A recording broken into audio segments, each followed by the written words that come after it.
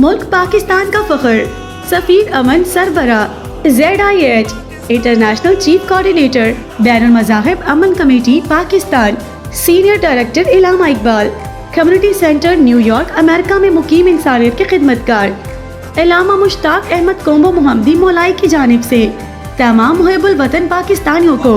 जश्न आज़ादी की खुशियाँ बहुत बहुत मुबारक हो।